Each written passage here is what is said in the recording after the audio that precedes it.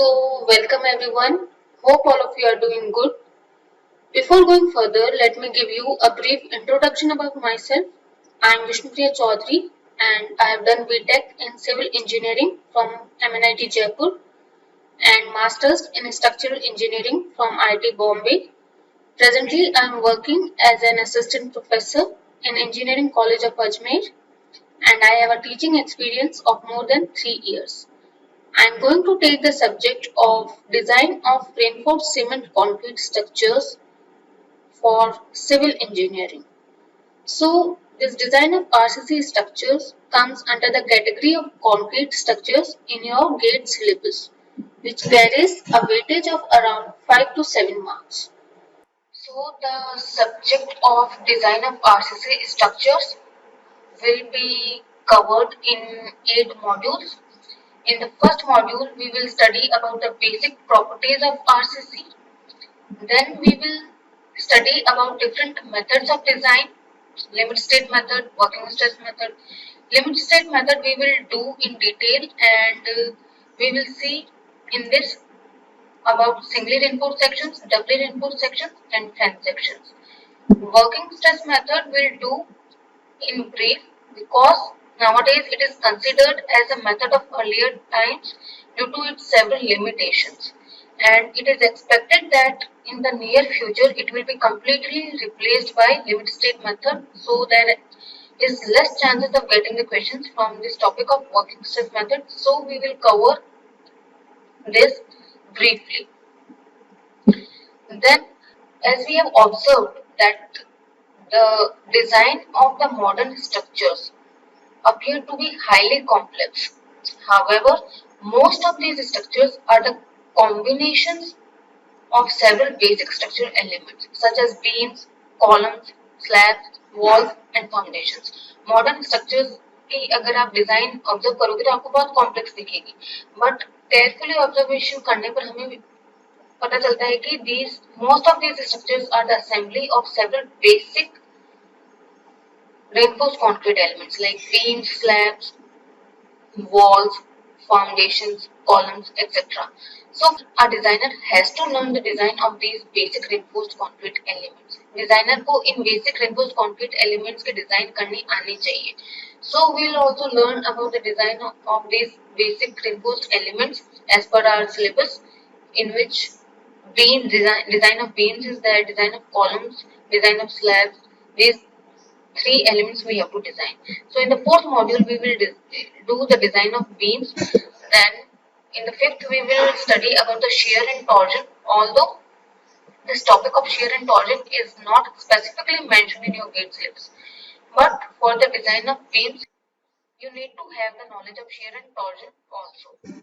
Then in the sixth module we will study about bond and development length. Then we'll do design of slabs both one way and two way, and in the last we will do design of columns.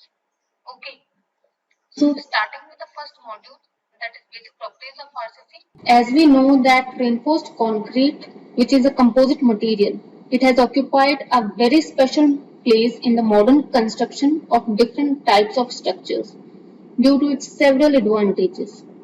Structural concrete is used extensively in the construction of various kinds of buildings, stadia, auditoria, pavements, bridges, piers, dams, pipes, swimming pools, chimneys, communication towers. Everywhere you can see these structures made up of concrete. But before going into the details of RCC, let us briefly discuss about its history. Let us see how RCC is evolved. So, plain cement concrete came into picture before RCC. So we'll study about plain cement concrete, which is abbreviated as PCC also. Now what is plain cement concrete? It is a mixture of cement, which is the binding material, sand, which is a fine aggregate, gravel, which is a coarse aggregate, water, and admixtures if required. If we mix all these ingredients, that is binding material, which is cement here, fine aggregate which is sand here, coarse aggregate which is gravel here, then water and admixtures. If we want to induce some specific property in our concrete, then we add some chemicals in it which are technically known as admixtures. These can be either your mineral admixtures or chemical admixtures. कोई भी चीज अगर आप binding material, fine aggregate, coarse aggregate और water के अलावा डालते हो तो that will come under the category of admixtures. So mixture of all these ingredients is known as plain cement concrete. Okay, now why it is very successful and popular? It has some advantages over traditional materials like bricks and stones. The first one of which is the ease with which it can be cast into variety of shapes and sizes. Concrete को use करते हुए हम कोई सा भी बहुत सारे shapes और साइजेस के स्ट्रक्चर्स बना सकते हैं. Okay, it can easily cast into a variety of shapes and sizes. This is its first advantages. The second is its relative economy and easy availability. जो ingredients होते हैं इसको बनाने के लिए that is relatively economical and it is also easily available nearby the sites or places where our structures are being constructed. So this is the second advantage, is that it is relatively economic and it is easily available. The third and the main strength of concrete lies in the compression bearing ability, which surpasses that of traditional materials like brick and stone masonry. Concrete is remarkably strong in compression. Now, the compression bearing ability of concrete is very much high as compared to the bricks or stone masonry. It is remarkably strong in compression. So, it is third advantage is why it is so much of popular and successful in the places in where we want to make the structures. So, these are the three advantages. Now, but there are some limitations also. What are these limitations of plain cement concrete? The first one is the plain cement concrete is remarkably weak in tension. इसकी tension carrying capacity is not that much high. Its tensile strength is approximately 1/10 of its compressive strength. So it can't take tension. जहाँ पर भी tension की बात आएगी, concrete is weak in the tension. Although it is very strong in compression, but it is weak in tension, so it is one of its limitations. The second thing, so because it is very weak in tension, so the use of PCC as a structural material is limited to situations where significant tensile stresses and strains do not develop. ये हम PCC वही use कर सकते हैं जहां पर significant tensile stresses और strains develop नहीं होते हैं.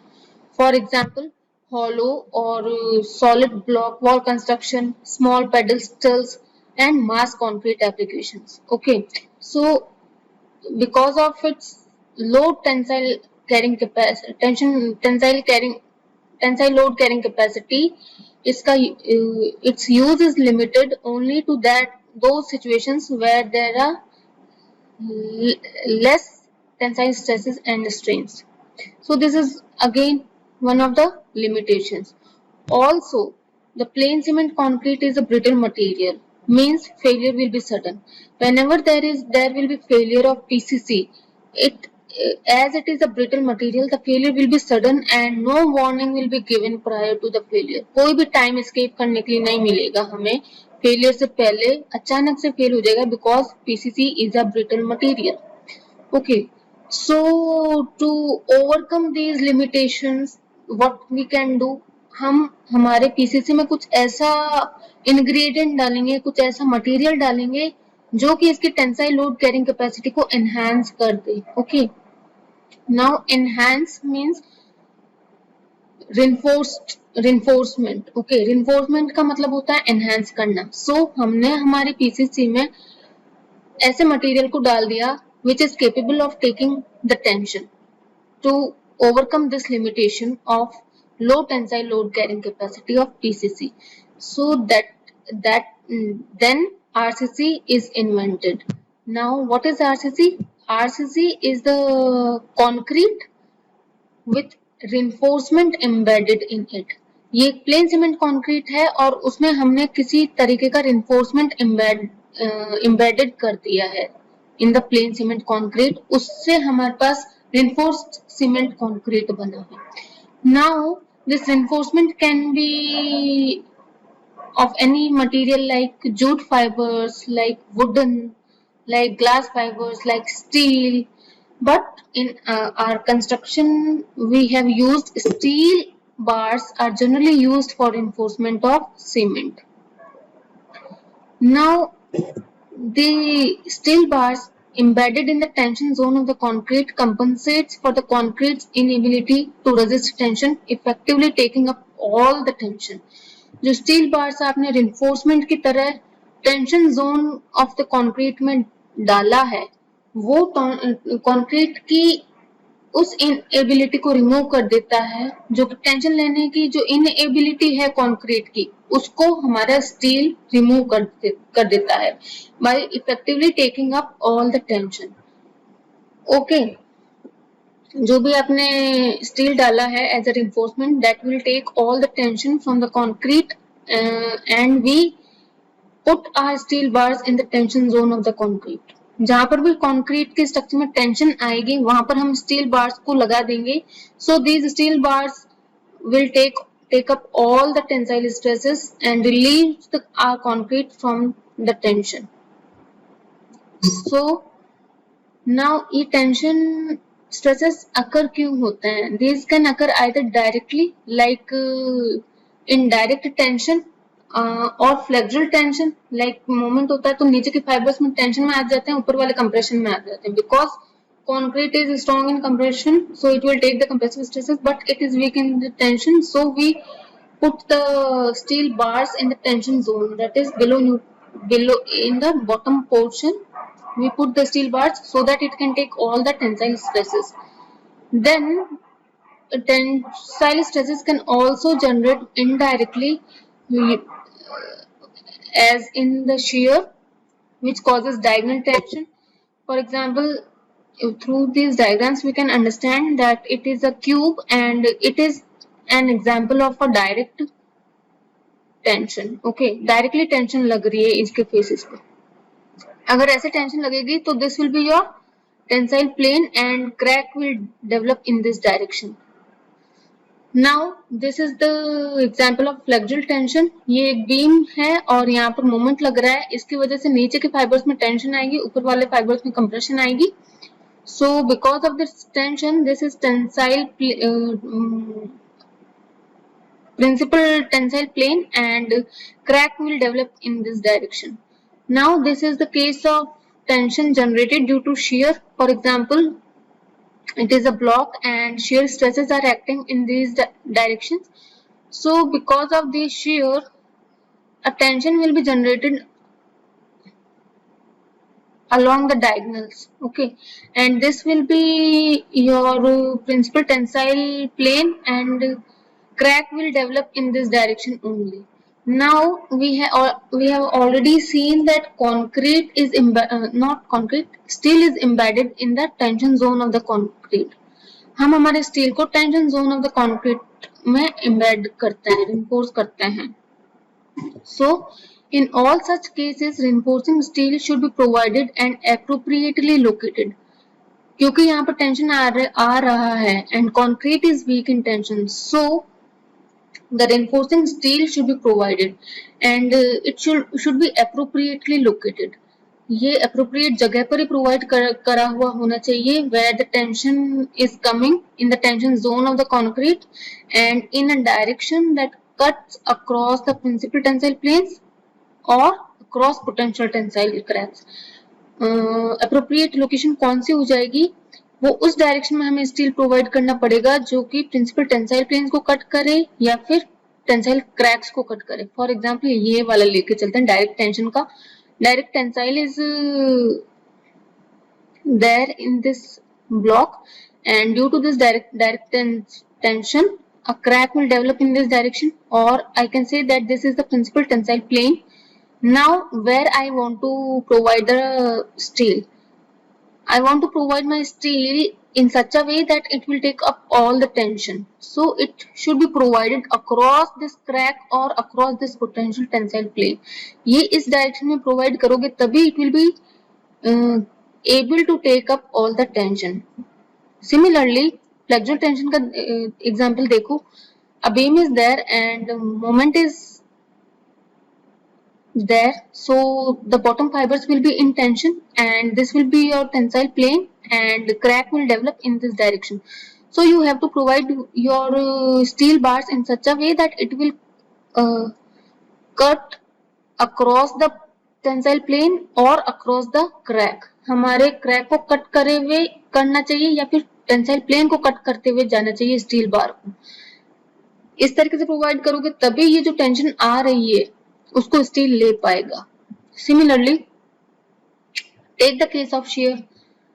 शेयर इस तरीके से एक्ट कर रहा है on this element and due to this shear a tension will be generated. Tensile forces will be generated across this diagonal, along this diagonal. Okay, so tensile stresses are generating along this diagonal, so this will be the tensile plane and crack will develop in this direction. So you have to provide your steel bars in such a way that it will cut across the tensile plane or across the crack. So this blue line is of steel bar. It will be provided in this direction. So जो भी tensile stresses इस diagonal के along आ रहे हैं, these tensile stresses will be taken up by these steel bars. Okay, so this point is clear that in all such cases reinforcing steel should be provided and appropriately located in a direction that cuts across the principal tensile planes or that is across potential tensile cracks. Okay, so the next point here is, और एक तो concrete का reinforcement आपने steel से किया तो एक फायदा तो ये हुआ कि it will take up all the tension which will develop in the concrete structures.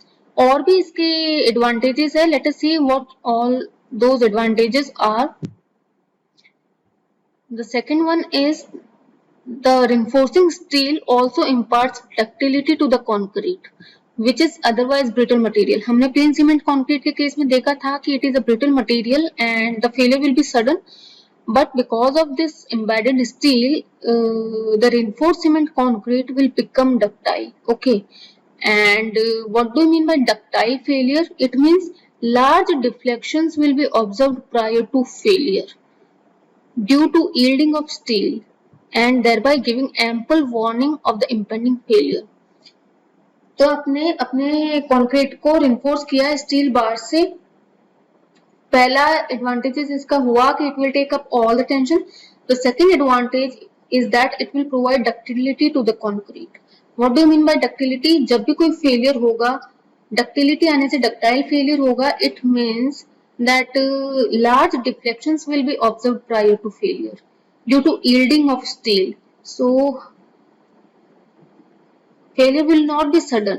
Okay, large deflections will be there and thereby it will give ample amount of warning before the impending failure. And जो भी उसमें residents है, they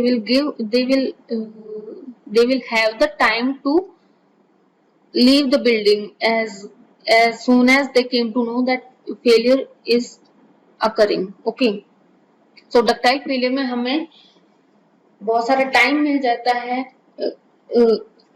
उसको building को leave करने का and warning, ample amount of warning, ample warning मिल जाती है prior to failure. So it is good for the residents and anybody else living in those structures. तो दूसरा फायदा ये हो गया कि डक्टाइल फेलियर हुआ. नेक्स्ट है कि steel is also much stronger then concrete in compression also. Steel हमारा कंप्रेशन में भी कॉन्क्रीट से बहुत ज्यादा स्ट्रॉन्ग होता है.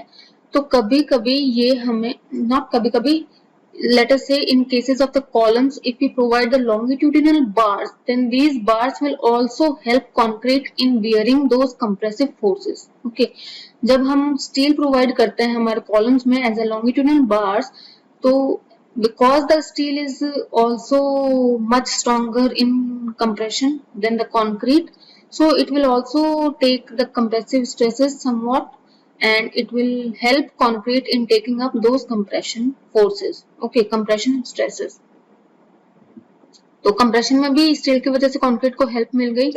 ऑल्सो जो भी हमने कॉलम्स में हमारे लॉन्गिट्यूडिनल बार्स प्रोवाइड करी है, they need to be confined by transverse steel ties. हमें उसको ट्रांसवर्स स्टील टाइल्स से उन बार्स को कन्फाइन करना पड़ेगा to maintain their position and to prevent their lateral buckling. वो bars, longitudinal bars laterally buckle ना कर जाए या फिर उनकी पोजीशंस एक दूसरे के रिस्पेक्ट में चेंज ना हो जाए, उसके लिए we confine those longitudinal bars using these transverse steel ties. और उन ट्रांसवर्स स्टील टाइज से हमारा कंक्रीट भी कंफाइन हो जाता है। और अगर आपको पता है कि कोई भी चीज कंफाइन हो जाएगी तो उसकी ऑटोमेटिकली कंप्रेशन टेकिंग कैपेसिटी या compression taking ability will increase. So these lateral ties also serve to confine the concrete, thereby enhancing its compression load bearing capacity। तो इस तरीके से हमने एडवांटेजेस देखे स्टील को कंक्रीट में एम्बेड डालने से क्या क्या एडवांटेजेस मिला। पहला एडवांटेजेस तो ये था कि पीसीसी हमारा वीक था टेंशन में, तो स्टील डालने से स्टील ने सारा का सारा टेंशन ले लिया एंड जो स्टील रिइंफोर्समेंट डला पीसीसी में, तो तब उन दोनों का, स्टील का और पीसीसी का कॉम्बिनेशन हमारा रिइंफोर्स सीमेंट कंक्रीट कहलाया, क्योंकि हमने हमारे कंक्रीट को रिइंफोर्स कर दिया है यूजिंग स्टील बार्स। हमने हमारी कंक्रीट की tensile load carrying capacity enhance कर दी है using steel bars. So these steel bars will be embedded in the tension zone of the concrete। हम जहाँ पर भी कंक्रीट के स्ट्रक्चर में या एलिमेंट में, मेंबर में टेंशन आ रही है, वहां पर स्टील को डालेंगे and it will take all the tension। So first advantage is that it will take the tension which is coming in the concrete। The second advantage is that it will make our concrete more ductile and large deflections will be observed prior to failure due to yielding of steel and ample warning will be given of the impending failure। This is the second advantages। And third advantage is because steel is also strong in compression, so it can also supplement concrete in bearing compressive forces as in columns provided with longitudinal bars। फिर longitudinal bars को हम position में रखने के लिए और lateral buckling prevent करने के लिए ट्रांसवर्स स्टील टाइज से कंफाइन करते हैं, जो कि हमारे कंक्रीट को भी कंफाइन कर देगा। And because of this confinement the load carrying capacity, the compression load bearing capacity of the concrete will also enhance। Okay, so इस तरीके से हमारे स्टील रिइंफोर्समेंट ने कंक्रीट में डालने से एडवांटेजेस निकल के आए हैं, all these advantages. Okay, so the next topic will be aim of design. Because our subject name is design of RCC structures, in this we will design different RCC elements and for that we should know that what is the aim of design। Design करते वक्त हमें किन किन बातों का ध्यान रखना चाहिए, क्या क्या रिक्वायरमेंट्स है डिजाइन के, क्या ऑब्जेक्टिव्स है डिजाइन का। So all these things it should be clear for a designer। ठीक है कि what should be the aim of the design। So the aim of structural design is to design a structure so that it fulfills its intended purpose during its intended life with adequate safety in terms of strength, stability and structural integrity, adequate serviceability, durability, economy and aesthetics। इसका मतलब ये है कि जब भी कोई भी design करते हैं किसी भी स्ट्रक्चर की, तो सबसे पहले उसकी सेफ्टी कंसिडर करना चाहिए। It should be safe in terms of strength, in terms of stability, in terms of structural integrity। We will see these terms, meaning of these terms and what are they indicating in detail in the next in the further discussion। Right now just understand that जब भी आप किसी structure की design करते हो तो it should be safe against any load which will come on it during its design life। It should be safe for its stability against overturning, sliding, etc। It should possess structural integrity. We will see what does it mean that structural integrity possess करना मतलब क्या होता है. Also it should provide the service for which it is designed. जिस भी काम के लिए, जिस भी purpose के लिए इसको डिजाइन किया गया है, it should be able to fulfill that purpose, that service. Then durability, it should be durable.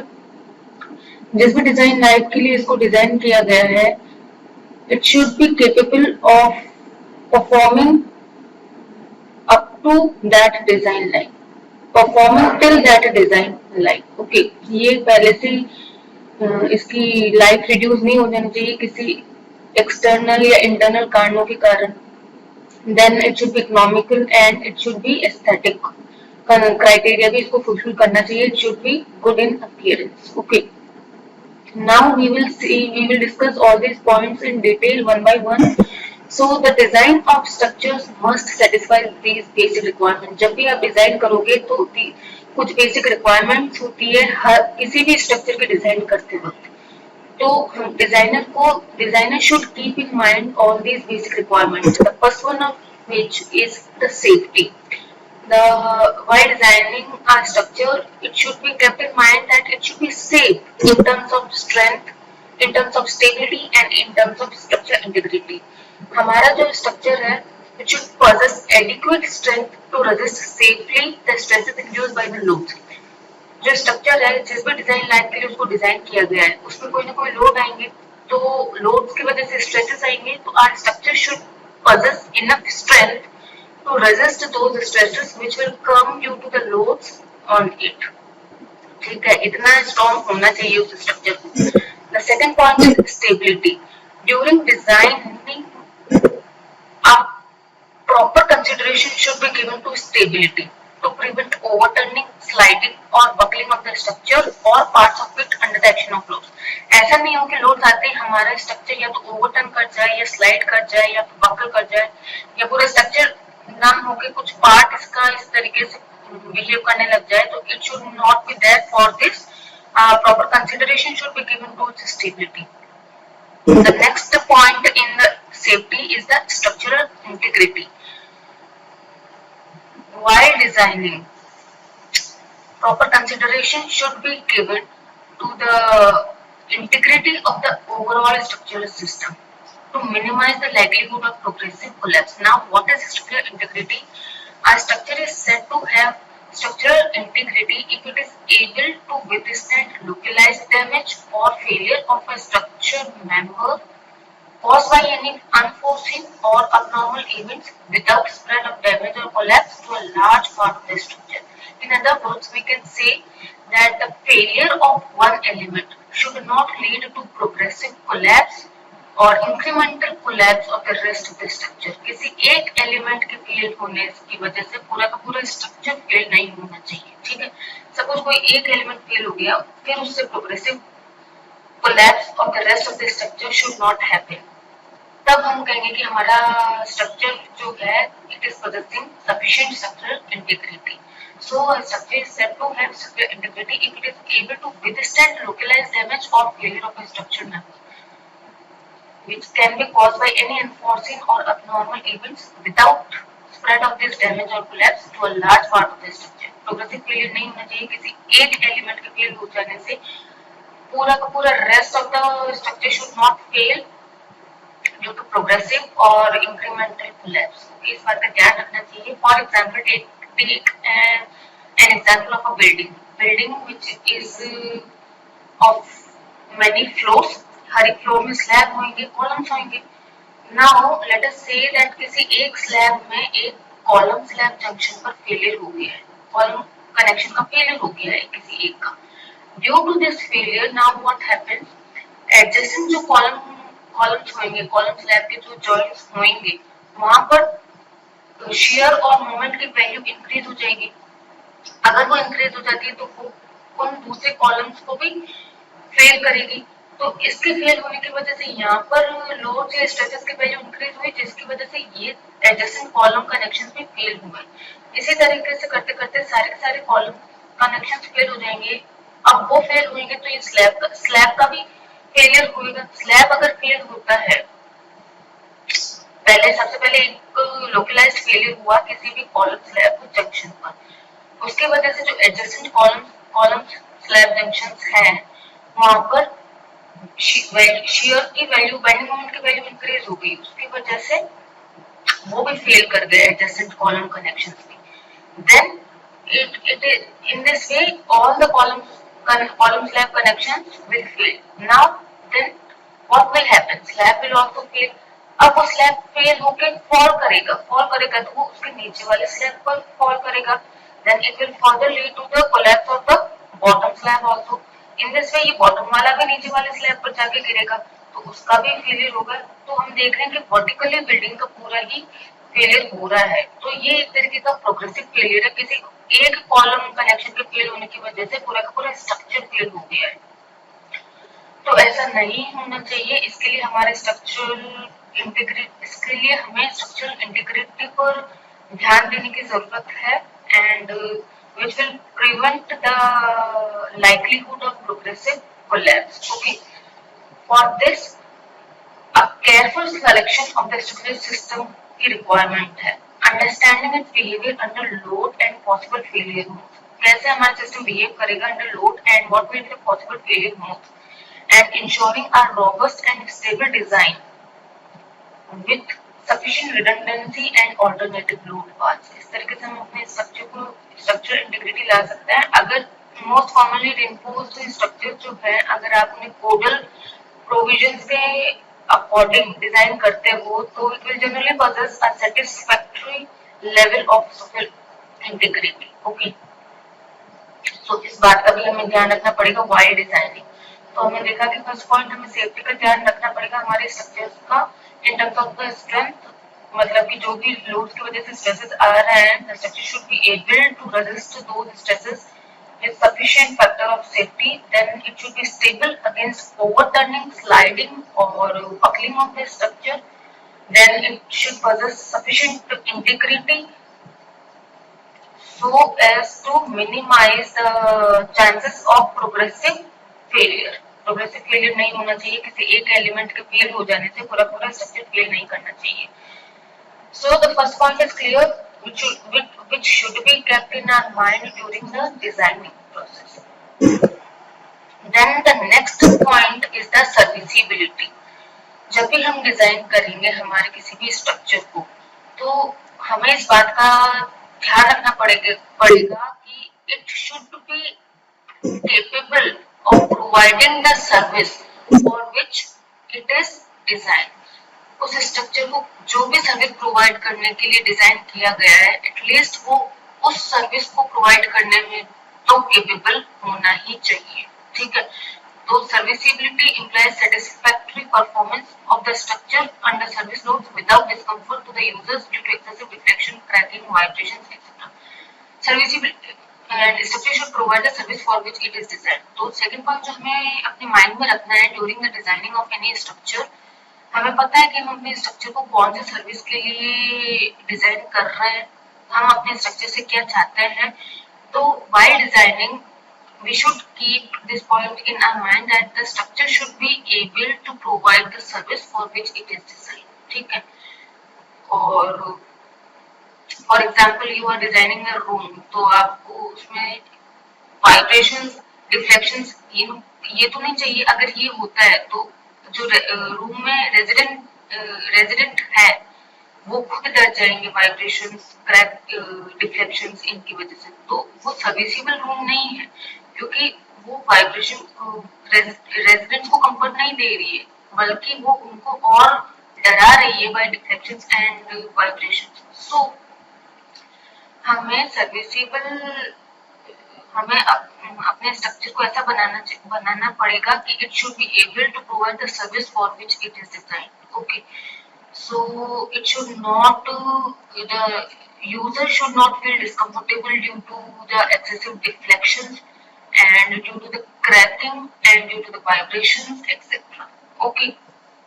Now serviceability failure includes excessive deflections हो रहे हैं आपके स्ट्रक्चर में तो वो सर्विसेबल नहीं है. क्रैकिंग हो रही है, leakage from roofs and floors particularly at the junctions पर होता है, वो अगर हो रहा है तो जो बिल्डिंग जो स्ट्रक्चर आपने बनाया है that is not serviceable. Okay, so हमारे कोई काम का ही नहीं रहेगा. जिस पर्पस के लिए हम उसको बना रहे हैं, that purpose is not being fulfilled by the structure.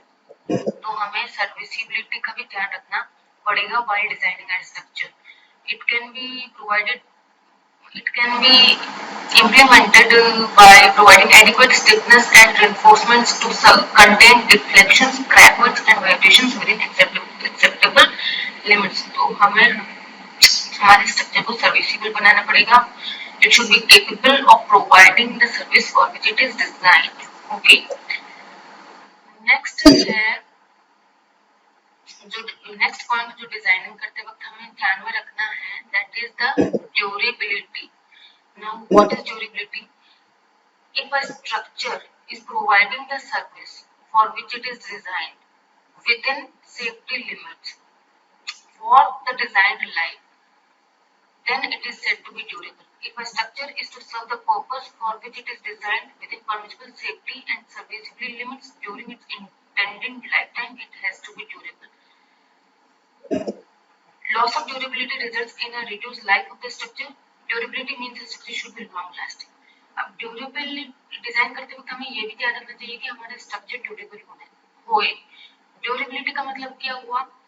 Suppose आपने कोई एक स्ट्रक्चर डिजाइन किया है, now it is safe, safety limits को, सेफ्टी रिक्वायरमेंट्स को फुलफिल कर रहा है, इट इज सर्विसेबल. जिस भी पर्पस के लिए आपने उसको बनाया है, that service is being fulfilled by the structure. But हमने सपोज किसी एक पर्टिकुलर डिजाइन लाइफ के लिए उस स्ट्रक्चर को बनाया है, but because of some situations उस स्ट्रक्चर की लाइफ, वो स्ट्रक्चर इतने टाइम तक नहीं टिका, डिजाइन लाइफ तक नहीं टिक पाया और पहले ही डेटोरिएट हो गया, खराब हो गया, तो हम कहेंगे कि हमारा स्ट्रक्चर ड्यूरेबल नहीं है. ठीक है. अगर ड्यूरेबिलिटी नहीं होती है तो स्ट्रक्चर की जो लाइफ होती है that will be reduced. And durability होने का मतलब क्या है कि स्ट्रक्चर अपना पर्पस फुलफिल करता रहेगा with in safety limit, safe भी रहेगा, पर्पस भी फुलफिल करेगा for the complete duration of the life. Okay. और अगर ड्यूरेबिलिटी नहीं है तो उसकी लाइफ रिड्यूस हो जाएगी. ड्यूरेबिलिटी है तो उसकी लाइफ डिजाइन लाइफ तक रहेगी. सो ड्यूरेबिलिटी किस किस दो कारणों से मेनली ड्यूरेबिलिटी नहीं अफेक्ट होती है of any structure. First one is, तो ड्यूरेबिलिटी का मतलब हमने समझ लिया कि किन्हीं कारणों की वजह से अगर हमारा स्ट्रक्चर डैमेज हो जाए, खराब हो जाए, कि वो अपनी पूरी लाइफ तक टिक ना पाए, डिजाइन लाइफ तक ना टिक पाए, तो हम कहेंगे कि स्ट्रक्चर ड्यूरेबल नहीं है. भले ही वो सेफ हो, भले ही वो सर्विसेबल हो. ओके. बट अगर वो पूरी डिजाइन लाइफ तक नहीं टिक पा रहा है, then we will say that it is not durable. Right. So loss of durability किन किन वजहों से होती है? Mainly there are two factors. First one is external factors, the other one is internal factors. External factors में type of environment आ जाता है to which concrete is exposed. Loss of durability दो कारणों की वजह से लॉस हो जाती है durability. We can classify these reasons into two categories, that is first one is external factors, the other one is internal factors. external factors में आपका environment आ जाएगा जिसमें हमारा structure है. okay. external factors include type of environment to which the concrete is exposed. okay. internal factors में क्या आ गया कि it is related to our concrete only, like the relative permeability of the concrete. relative permeability, अगर हमारा concrete permeable होगा तो उसमें chemical attack होने के चांसेस बढ़ जाएंगे. क्यों? क्योंकि केमिकल अटैक कब हो सकता है? Only when harmful chemicals can ingress into the concrete. और वो कब ingress करेंगे? जब हमारा concrete permeable रहेगा. So chemical attack is caused by the ingress of either water, oxygen, carbon dioxide, chloride, sulfate and other harmful chemicals. हमारा जो chemical attack होगा कंक्रीट पर, वो वाटर के इंग्रेस होने से हो सकता है, ऑक्सीजन के इंग्रेस होने से हो सकता है, कार्बन डाई के इंग्रेस होने से हो सकता है, देन सल्फेट, क्लोराइड्स या फिर अदर हार्मफुल केमिकल्स के इंग्रेस होने से हो सकता है. कंक्रीट में केमिकल अटैक। और ये सारे केमिकल्स कहाँ से आएंगे, या तो जहाँ स्ट्रक्चर है उसके सराउंडिंग ग्राउंड से आ जाएंगे, या फिर स्ट्रक्चर हमारा मरीन स्ट्रक्चर है तो सी वाटर से आ जाएंगे, या फिर सॉइल से आ जाएगा, या फिर ह्यूमिड एटमॉस्फेयर से आ जाएंगे। ठीक है, तो जैसे ये जो भी आपका सराउंडिंग ग्राउंड है, सी वाटर है, सॉइल है, ह्यूमिड एटमॉस्फेयर है, इनसे जो भी केमिकल्स है, या फिर वाटर, ऑक्सीजन, कार्बन डाइऑक्साइड है, सल्फेट्स है, क्लोराइड्स है, all these chemicals can attack on our concrete. But ये कब अटैक कर पाएंगे, जब ये कॉन्क्रीट तक पहुंच पाएंगे। ये कब पहुंच पाएंगे, जब हमारा कॉन्क्रीट परमिएबल हो। तो permeability of the concrete is the internal factor which is governing the durability। अब ये केमिकल अटैक करके हमारे कॉन्क्रीट को खराब कर देंगे, स्टील को करोड कर देंगे, तो हमारा जो स्ट्रक्चर है which is made up of concrete and steel, वो पहले ही डेटेरियोरेट हो जाएगा, it will not complete it's life, ये अपने पूरे लाइफ टाइम तक रह ही नहीं पाएगा। ठीक है, सो हमें ड्यूरेबिलिटी के लिए मेनली पर्टिकुलरली कॉन्क्रीट मेंबर्स कब वल्नरेबल होता है, एक बार इस पॉइंट को भी देख लो। जब या तो हमारा रिलेटिवली थिन मेंबर हो, या फिर हमने इनएडिक्वेट कवर प्रोवाइड किया है टू द स्टील रिइंफोर्समेंट, या फिर हमारा कंक्रीट परमेएबल हो। ओके, तो ये अगर मेंबर्स हमारा इस तरीके का रहा तो there is much chances they are more vulnerable to the loss of the durability। कब या तो थिन मेंबर हो रहा है तब वो ड्यूरेबिलिटी कम हो सकती है, क्योंकि उसमें क्रैक्स आएंगे, वो परमेएबल बनेगा। या फिर कंक्रीट कवर आपने कम लगाया है तो रिइंफोर्समेंट के concrete cover to the reinforcement अगर आपने कम लगाया है तो there will be increase chances of the reinforcement getting corroded, steel reinforcement getting corroded. या फिर आपका कंक्रीट परमेएबल है तो भी ड्यूरेबिलिटी लॉस होने के चांसेस इंक्रीज हो जाते हैं, क्योंकि केमिकल अटैक होने के चांसेस बढ़ जाते हैं। ठीक है, सो how can we increase the durability? It can be increased by reducing the permeability. Permeability can be reduced by using well-graded dense aggregates, achieving maximum compaction, using appropriate surface coatings, etc. पहले हम durability को increase कब कर सकते हैं, या तो हम कंक्रीट की परमेबिलिटी को रिड्यूस कर दें। कैसे रिड्यूस करोगे? Permeability can be reduced by using a well-graded aggregates. Then we should achieve the maximum compaction to reduce the permeability. Then we can use appropriate surface coatings to reduce the permeability. Okay, the next point is by providing protection to embedded steel against corrosion by providing adequate clear cover।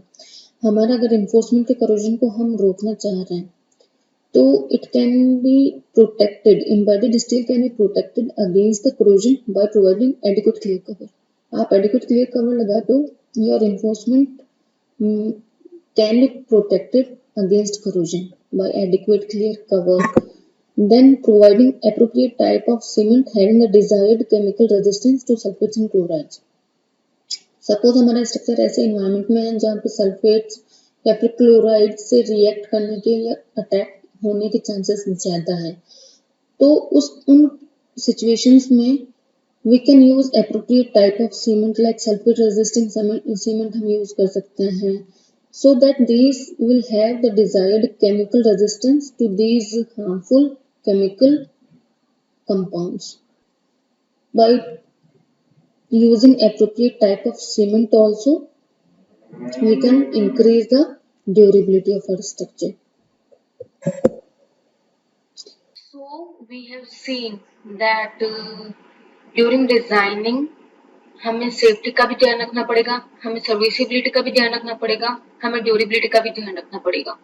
All these points are different from one another and ये तीनों बातें same नहीं है। जरूरी नहीं है कि अगर आपका स्ट्रक्चर सेफ हो तो वो सर्विसिबल भी हो, वो ड्यूरेबल भी हो, एंड जरूरी नहीं है अगर वो सर्विसिबल हो तो वो सेफ भी हो और ड्यूरेबल हो, और सिमिलरली जरूरी नहीं है अगर वो ड्यूरेबल है तो सेफ भी है और सर्विसिबल है। फॉर एग्जाम्पल हम वो एग्जाम्पल लेके चलते हैं जिसमें स्ट्रक्चर सेफ तो है बट सर्विसिबल नहीं है, ड्यूरेबल नहीं है।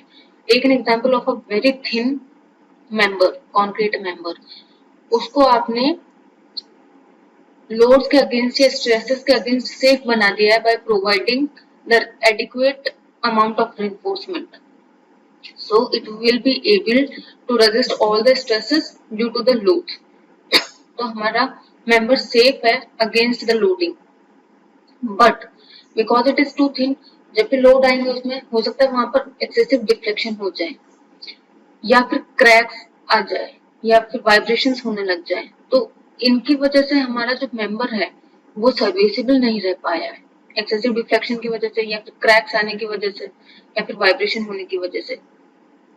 तो हमारा स्ट्रक्चर सेफ तो है against the stresses, but it is not serviceable because excessive deflections are there, then cracks are there. Now cracks की वजह से क्या होगा, permeability increase होगी कंक्रीट की, and due to this there will be loss of durability, durability का भी loss होगा due to increase in permeability, तो हमारा जो मेंबर है वो ड्यूरेबल भी नहीं है, तो मेंबर सेफ है but it is not serviceable, it is not durable. Similarly अगर हम उसको सर्विसेबल बना देते हैं कि it is the structure is providing the service for which it is design, और but if it is not safe, जैसे लोड आया वो कोलैप्स कर गया, तो हो सकता है कि हमारा स्ट्रक्चर सर्विसेबल तो हो बट सेफ नहीं हो, डिफ्लेक्शंस नहीं आ रहे हैं वहां पर एक्सेसिव लोड आने की वजह से, बट जो भी स्ट्रेसेस आ रहे हैं उसकी वजह से वो डायरेक्ट कोलैप्स ही हो गया, तो एंड तो it is serviceable but it is providing the service for which it is designed, but it is not safe. Similarly it may not be durable but it is safe, it may be safe and serviceable. For example आपने कोई भी structure बनाया है और उस पे due to external environmental conditions ऐसे हैं जहां पर उस स्ट्रक्चर की कंक्रीट में या फिर रेनफोर्समेंट में आपने प्रॉपर क्लियर कवर नहीं लगाया है, तो उसकी वजह से केमिकल्स अटैक करेंगे और ये जो कंक्रीट है और स्टील है, इन स्टील में करोजन हो जाएगा, कंक्रीट को डैमेज करेंगे, तो हमारा स्ट्रक्चर सेफ है, आपने प्रॉपर इन्फोर्समेंट वगैरह दिया है, सर्विसेबल है, it is providing the service for which it is design, excessive deflections नहीं हो रहे हैं वहां पर, but due to this environment हमारा क्या हो रहा है कि and not providing the proper cover, corrosion हो गया स्टील का, या फिर कंक्रीट डेटेरियोरेट हो गई due to harmful substances, sulphate, आपने सल्फेट रेजिस्टिंग सीमेंट यूज नहीं किया है, तो हमारा स्ट्रक्चर उस डिजाइन लाइफ तक परफॉर्म ही नहीं कर पाएगा, वो पहले ही डैमेज हो जाएगा। ओके तो हमारा स्ट्रक्चर सेफ बनाया हमने, उसको सर्विस भी प्रोवाइड करा है but it is not durable. So all these 3 points are different from each other, हमें डिजाइनिंग करते वक्त इन तीनों पॉइंट्स का सेपरेटली ध्यान रखना पड़ेगा, राइट।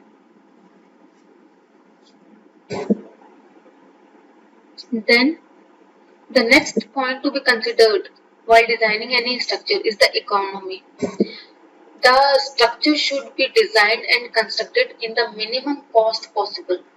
जितनी हमारी मिनिमम कॉस्ट आए हम चाहेंगे कि हमारा स्ट्रक्चर इकोनॉमिकल हो और उसे मिनिमम कॉस्ट में वो डिजाइन और कंस्ट्रक्ट होए without compromising the safety, serviceability and durability. हम इकोनॉमी का ध्यान रखेंगे बट सेफ्टी, सर्विसिबिलिटी और ड्यूरेबिलिटी के साथ कोई कॉम्प्रोमाइज नहीं करेंगे।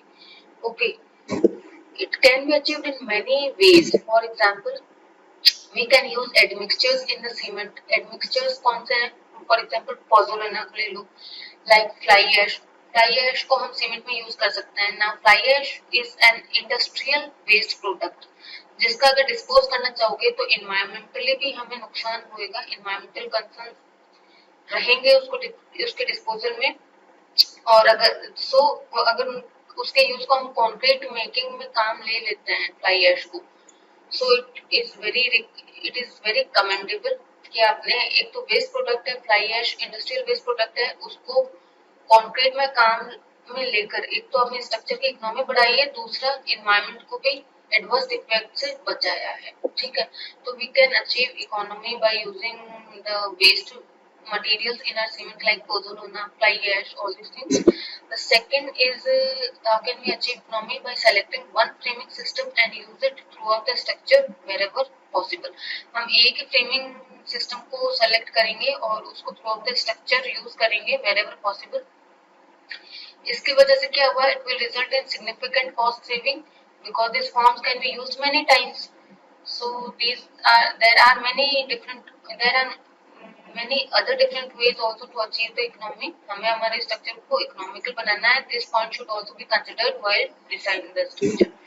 The last point is the aesthetics. If we are investing इतना ज्यादा अगर अमाउंट हम अपने स्ट्रक्चर्स को डिजाइन या कंस्ट्रक्ट करने में इन्वेस्ट कर रहे हैं, तो it should be also aesthetically good. It should also appear it should be good in appearance. Okay.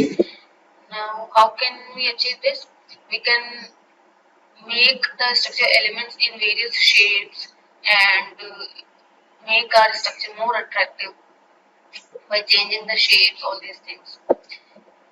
So, this consideration should also be kept in our mind while designing the structure.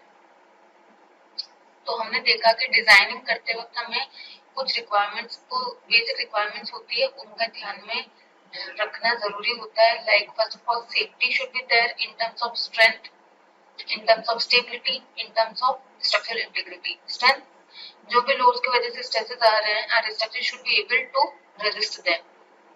That stability, our structure should be stable against the overturning, sliding, all these things.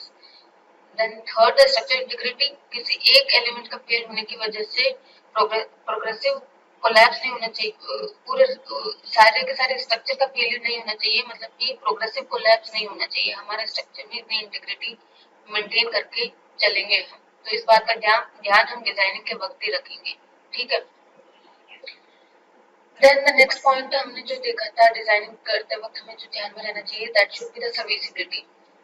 जिस भी purpose के लिए आप अपने structure को design कर रहे हो, it should be able to provide that service. It should be able to fulfill that service. Okay. The third point is the durability. Structure should be able to provide a service within safety limits with sufficient factor of safety for the design life.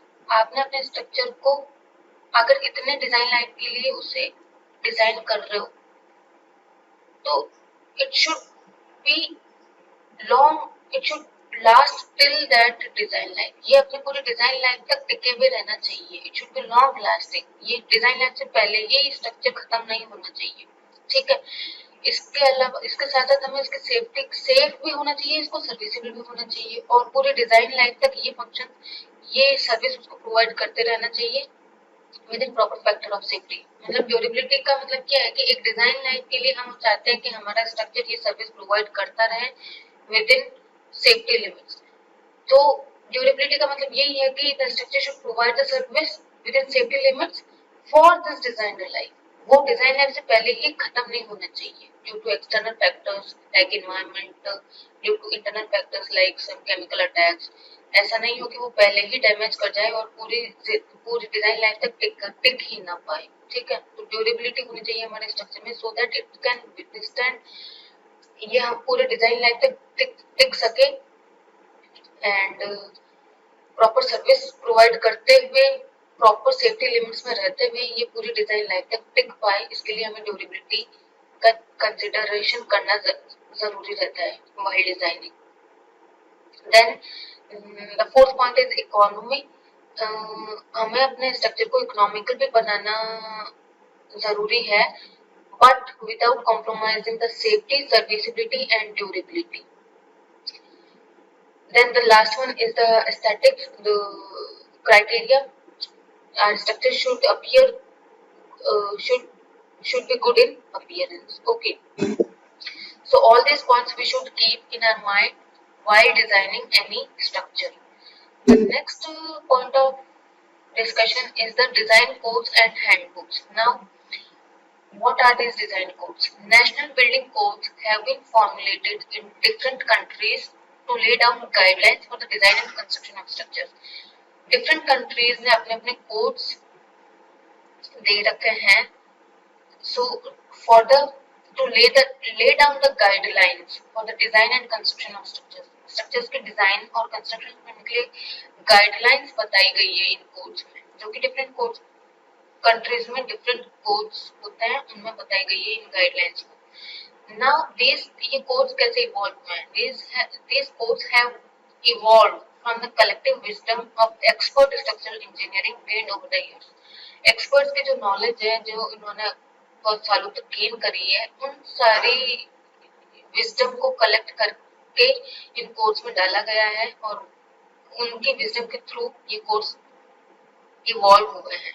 ठीक है, different countries ने अपने different codes दे रखे हैं for laying down the guidelines for the design and construction of structures. Now these codes are periodically revised to bring them in line with current research. In codes को periodically revise करा जाता है ताकि ये current research के साथ आ जाए, to bring them in line with the current research, current trends. Okay. अगर हम इन कोड्स को फॉलो करते हैं तो क्या फायदा होता है? The codes serve at least 4 functions. The first one, they ensure adequate structural safety by specifying certain essential minimum requirements for design. हम अपने स्ट्रक्चर को डिजाइन कर रहे हैं, कंस्ट्रक्ट कर रहे हैं by following the codes.